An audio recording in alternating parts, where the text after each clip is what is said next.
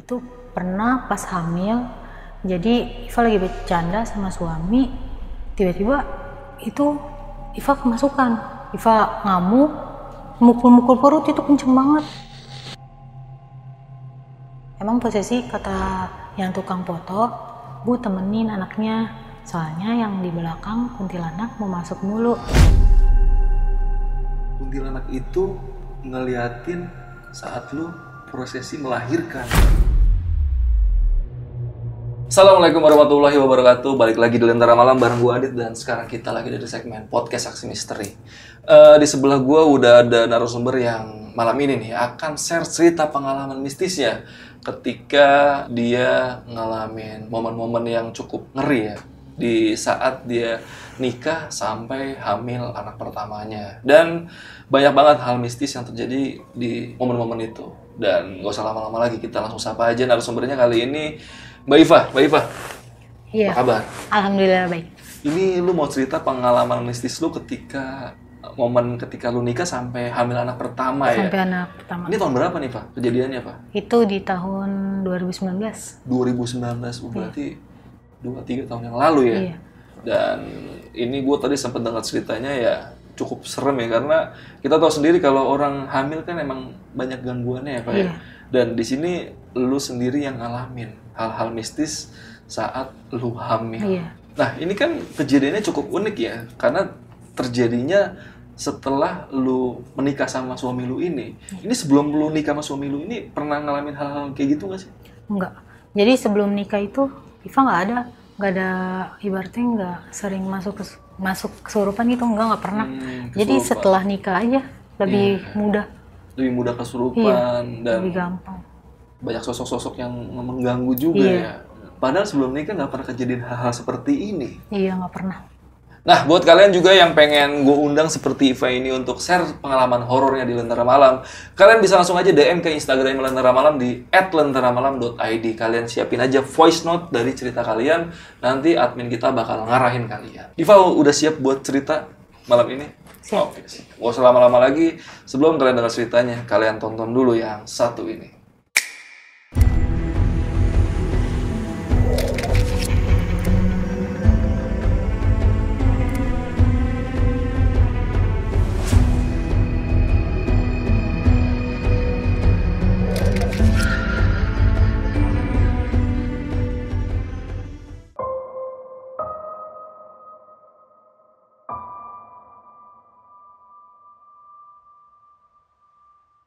Kejadian tanggal 14 September 2019. Jadi saya sama keluarga itu niatnya emang pengen niat nikah, dan bokap nyari tanggal itu tepatnya tanggal 14 September 2019. Tapi sebelum nikah, saya disuruh mama saya buat ke Cianjur, itu saudara mama, buat nanya itu tanggal segitu bagus apa enggak. Oh, ini mau nanya wetonnya nih ke orang Jawa nih biasanya nih. Iya. Terus nggak lama saya, calon suami saya, ponakan saya sama adik saya ke sana. Pas nanya, sempat kaget. Tanggal segini, kamu yakin? Yakin, Pak. Itu dari Bapak, bilang kayak gitu. Terus nggak lama kata dia, sebelum kamu nikah, nanti kamu telepon saya dulu ya. Kan saya nikah itu hari Sabtu. Disuruh telepon hari Jumatnya. Jumatnya berarti. Yaudah nanti kabarin aja, jangan lupa. Iya Pak. Udah lama selesai itu saya pulang. Nah pas hari hanya tanggal satu hari sebelum nikah itu tanggal 13, saya minta buat anterin ke suami saya buat ke kuburan almarhum kakek. Almarhum kakek. Iya. Nah minta anterin, pas nyampe di kuburan berdoa, pulang itu badan udah nggak enak, ngerasa berat, udah pusing. Pas nyampe di motor itu udah nangis, nggak tahu bawaannya tuh pengen nangis aja. Suami nanya, "Fah, kenapa?" Nggak apa-apa. Itu pokoknya badannya emang bener-bener udah nggak enak. Sampai rumah itu maghrib, suami kan pulang dulu kan. Nah pas di rumah itu kepala udah pusing banget. Itu pas maghrib banget tepatnya. Nah udah capek. Salahnya sih pas nyampe rumah itu nggak cuci kaki, cuci tangan, langsung naik ke atas ke kamar. Nah pas di kamar suami datang selesai maghrib nyamperin, sempet ada debat, terus tiba-tiba saya nggak sadar, posisi nggak sadar itu ternyata kata suami saya nangis sambil marah-marah nunjuk-nunjuk suami. Ini berarti masih calon suami ya? Iya, masih calon Sebelum suami. nikah ya? Iya, sebelum nikah. Sebutnya suami nggak apa-apa. Iya. Terus? Terus nggak lama dia panik, manggil mama, bapak, sama yang lain kan ada di bawah. Akhirnya pada naik, nanya kenapa? Emang awalnya kenapa? Itu posisi Iva itu diem, marah, tapi sambil nangis. Ditanya, kamu siapa? Digituin. Iva ngerasa tuh badan Iva di belakang, tapi di depan Iva tuh banyak kuntilanak, sejenis kuntilanak. Banyak itu berjejer di depan. Badan Iva kayak dimainin raga Iva bener kayak dimainin. Tapi Iva pengen maju ke depan buat ibaratnya jorok mereka, itu Iva nggak bisa. Berarti kondisinya kayak lagi setengah sadar gitu. Iya, ya? itu setengah sadar. Iva ngelihat rame, tapi tuh di situ Iva katanya ngucap, padahal Iva diem aja. Itu Iva ngomong, kan ditanya, itu kamu siapa? Terus dia bilang, cucu gue, gitu. Terus ditanya, iya itu saya tahu kalau itu cucu kamu. Besok kan cucu kamu mau nikah, jangan diganggu. Udah biarin, udah dapat jodohnya. Dia kayak marah gitu. Terus ganti peran. Itu adanya mama ditanya kan mau ngapain, ada apa, jangan ganggu, ponakan mau nikah gitu. Terus katanya dia nyariin anaknya, ponakan Iva tuh sama nenek mamahnya dia. Akhirnya pada naik, ditanya kan mau ngapain sih, ada apa, mau nitip pesan. Dia megang anaknya di samping, jangan nakal, sholat 5 waktu, jangan ditinggalin. Nenek jagain anak saya, jangan digalakin lah ibaratnya. Jagain terus, jangan diomelin. Kalau salah kasih tahu. Iya, ya udah ya, pergi ya, kasihan Iva.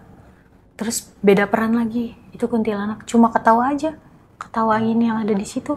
Berarti ini yang masuk ada sosok kuntilanak sama beberapa anggota keluarga yang Iya, masuk ya? Iya. Pas masuk kuntilanak gimana tuh? Pas kuntilanak ketawa, cuma begitu-gitu doang katanya. Iva tuh maksudnya pengen bener-bener dorong, tapi kayak nggak bisa, bener-bener nggak bisa. Ganti lagi posisi yang sering itu, yang kuntilanak itu. Terus dia ketawa-ketawa, nangis. Ditanya mau apa? Jangan kayak gini, besok kan mau nikah, jangan diganggu. Tetap dia diem aja. Itu selesai sampai jam 10 malam. Nah jam 10 malam udah mulai netral, steril lah. Nah di situ Iva disuruh makan, kan sebelumnya Iva mutih kan. Suruh mutih, terus Iva suruh makan tuh, makan Pak, makanya jangan bengong mulu. Berarti ini kondisinya udah mulai sadar nih pas Iya. disuruh makan ini. Iya. Berarti cerita-cerita tadi itu dapat dari anggota keluarga yang nyaksiin ya? Iya. Udah nih suruh makan, Iva ngobrol sama ponakan Iva buat diajak ngobrol biar jangan bengong. Jangan bengong, akhirnya makan. Sambil ngobrol-ngobrol sampai jam 1 lah selesai. Terus dikasih tahu, "Fa besok mau nikah, jangan begadang, nanti ngantuk." Oh iya. Ya udah akhirnya pulang tuh ponakan, Iva lanjut tidur bangun jam 5 sholat subuh. Selesai sholat subuh, Iva diungkep tuh Kayak ayam ya? jadi air panas diungkepin pakai sarung biar pas make up yang nggak keluar keringet. Oh. Nah udah itu diungkepnya sama nenek. Selesai diungkep jam 6, Iva udah mulai ke gedung. Di gedung nyampe jam 7-an, setengah 7. Terus nunggu yang make up datang. Gak lama tukang make up datang, nyampe lah di make upin. Itu buat akad kan. Kebetulan tuh akad kan jam 9, jam setengah 10. Awal make up mah nggak apa-apa, biasa aja. Selesai make up, udah langsung akad tuh. Di akad juga awalnya biasa-biasa aja, nggak ada apa-apa, sungkem biasa, ibaratnya nangis biasa. Nah terus ke pelaminan. Pas di pelaminan belum lama lah foto-foto, tukang make upnya bilang ganti make up. Ya udah ganti make up, akhirnya pakai adat Betawi modern. Pas ganti adat Betawi tuh Iva ngerasa diri Iva ih cantik banget gitu. Tapi emang badan tuh kayak udah berat, udah nggak enak. Dari kepalanya, sigernya tuh kan berat. Terus di kaca, "Va cantik ya?" "Iya cantik." Tapi Va udah ngeliatin keadaan tuh kayak nggak enak gitu. Nah nggak lama, udah siap ya Va, ayo ke pelaminan yuk. Akhirnya pas duduk di pelaminan, itu badan udah kayak bener-bener berat. Nah pusing, Iva ngeliat ada posisi almarhum kakek lagi berdiri, terus di belakang Iva ada kuntilanak, di belakang tuh kayak pengen meluk, terus kanan kiri banyak kayak orang hadir, tapi itu bukan tamu, sedikit Kayak janggal gitu sosoknya ya? Iya, tapi nggak terlalu jelas, tapi berdarah-darah. Itu Iva juga ngerasa aneh, kok itu apaan? Nah di situ Iva udah mulai nangis, Iva udah mulai nggak sadar. Nah kata adek mama yang cowok nyamperin, "Kenapa Va?" Terus Iva bilang ada menunjukkan itu ada kakek. Almarhum kakek? Iya, Baba, kan Iva manggilnya Baba. Ada Baba. Terus diginiin, ada Baba. Ya udah nggak apa-apa, biarin aja Va. Emang mau ngapain? Baba juga diem aja kan, nggak ngapa-ngapain Iva. Tapi di belakang, Iva nunjuk. Di belakang mau nubruk Iva. Ya udah Iva kuat. Terus baca doa. Iva nggak kuat. Nggak lama tiba-tiba udah nggak sadar. Itu nangis. Terus teriak-teriakan. Di situ udah mulai panik. Akhirnya dibawa ke ruang make up. Ini berarti informasi dari keluarga nih, kalau Dari lu keluarga. saat lu nggak sadar itu lu teriak-teriak. Iya. Berarti tuh suasana pernikahan udah nggak kondusif tuh. Enggak. Ya. Tapi disangkain mikirnya pada kecapean. Iya. Nggak mikir ke sana. Terus Iva dibawa ke ruang make up. Ditanya kenapa? Ada apa sih? Itu Iva cuma teriak-teriakan.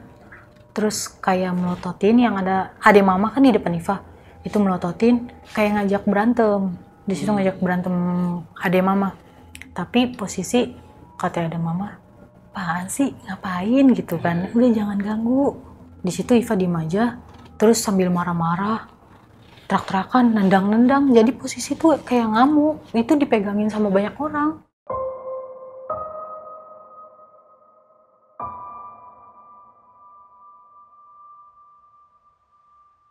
Terus udah setelah itu ngamuk-ngamuk, masuklah adanya mama lagi.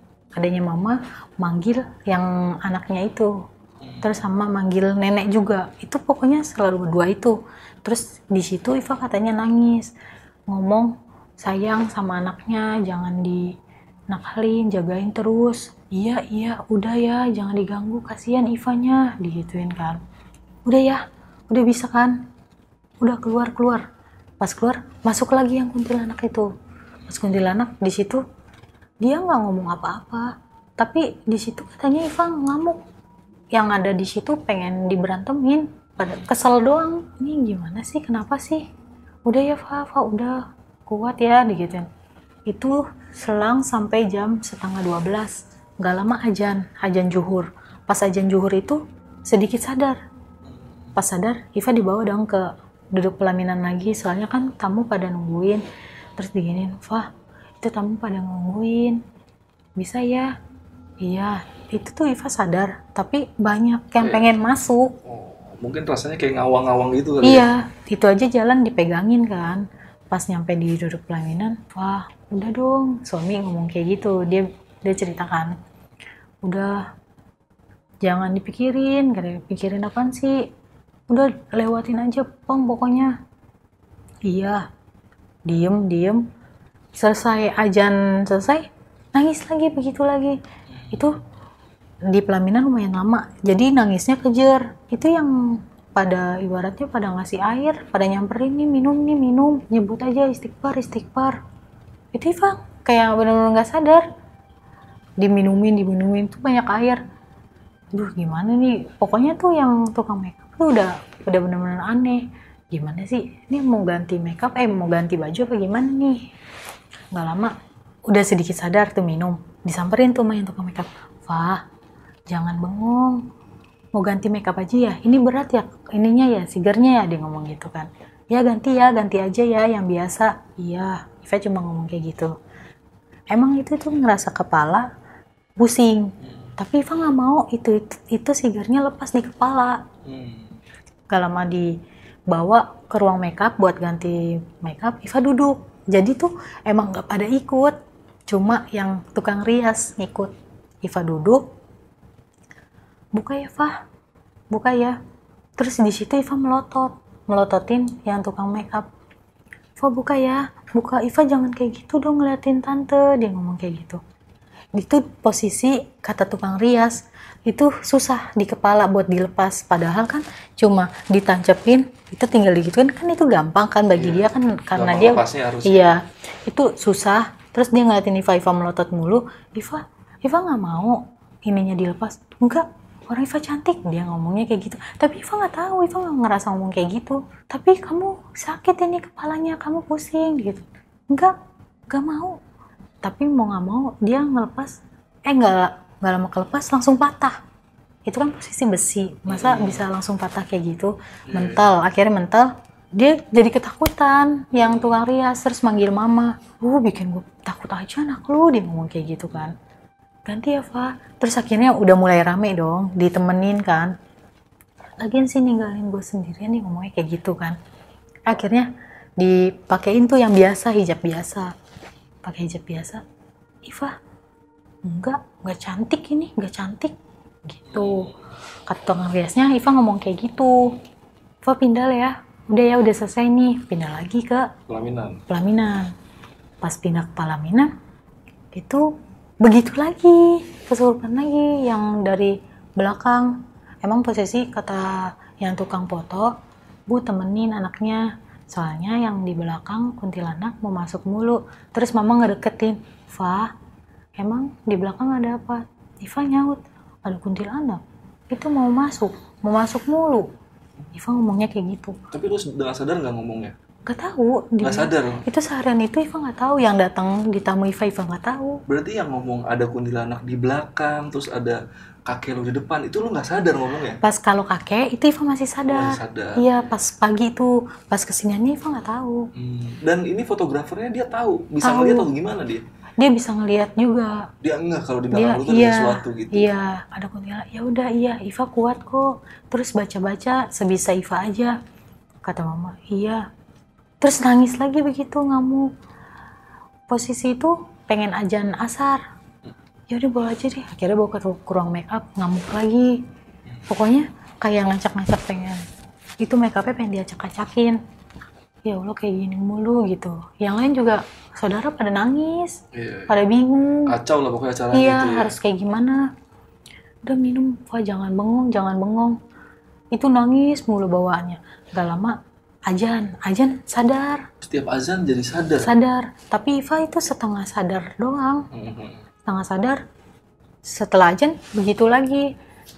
Pas terakhir, itu pas pengen maghrib kan ganti baju juga kan.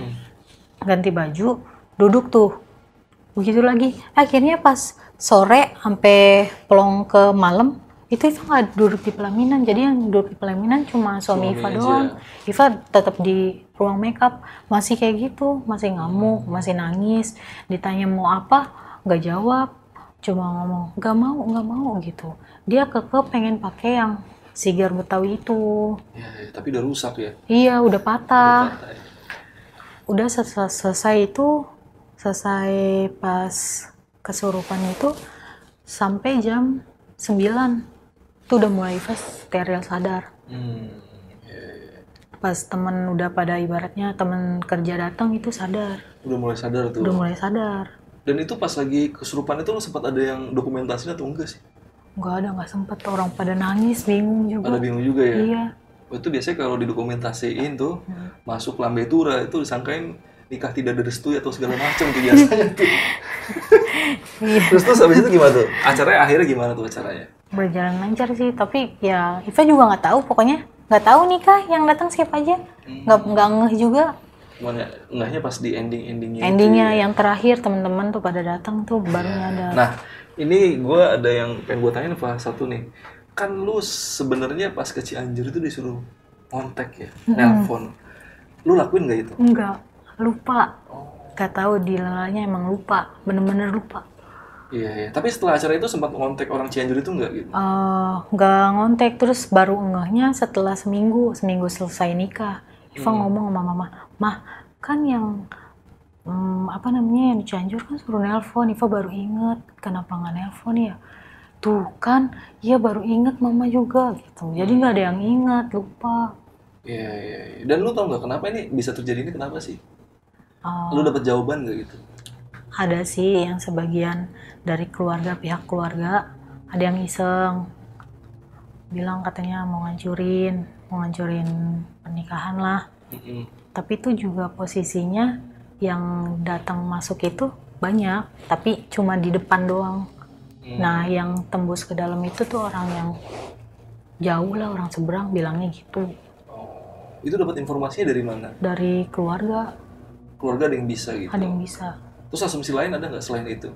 Ada yang maksudnya dari mantan Iva, ada yang bilang dari mantan suami, ngisengin ya kan. Sebelumnya udah pernah nikah dulu Iva sebelum sama yang ini? Enggak, mantan pacar. Mantan pacarnya suami? Ya, mantan pacarnya Iva? Dua-duanya katanya ada yang berasumsi beda-beda. Iya.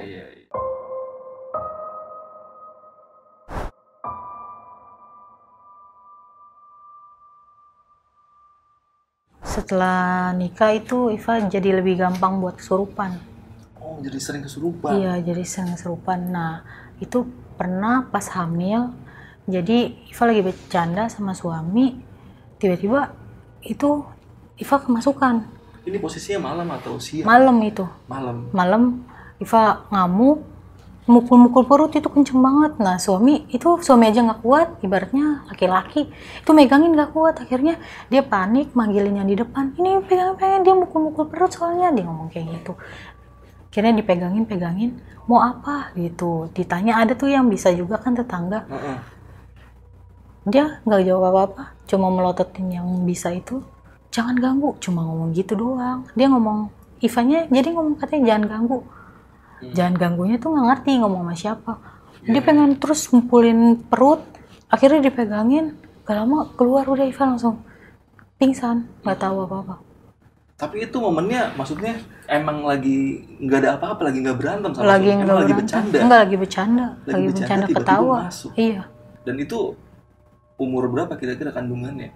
7 jalan 8. Oh, udah gede berarti ya? Iya, udah gede itu sempat kepukul tapi? Iya, orang kenceng. Tapi alhamdulillah sehat-sehat aja. Alhamdulillah sehat.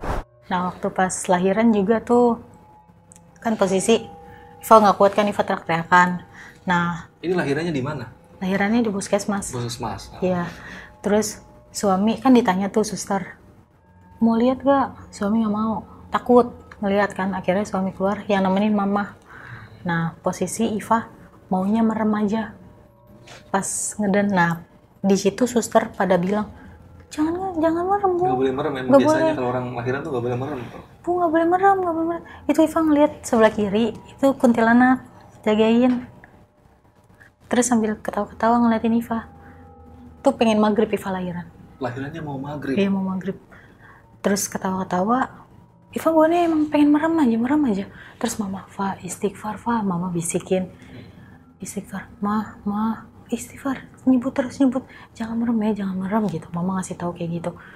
Fa istighfar, Iva ngeliat tuh kuntilanak, udah langsung keluar anak Iva.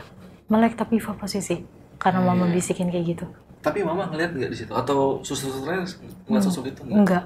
Terus nggak lama Iva ngomong ke mama kan, mah pas lahiran, udah dah males dengerin dulu. Lu bikin takut, mama kan takut juga kan orangnya. Iya. Mau cerita kalau ngeliat sosok itu. Iya. Gitu. Soalnya posisi abis lahiran Iva ngeliatin sebelah kiri doang. Itu dia. Posisi kuntilanak kan di sebelah mana sih? Sebelah kiri. Tepat. Nih mama di sini, kiri dia di kepala gitu. Dia berdiri ngeliatin. Iya. Kuntilanak itu ngeliatin saat lu prosesi melahirkan. Iya. Nah, ini kan berarti dari pernikahan lu sampai lu hamil nih banyak banget kejanggalan-kejanggalan ya.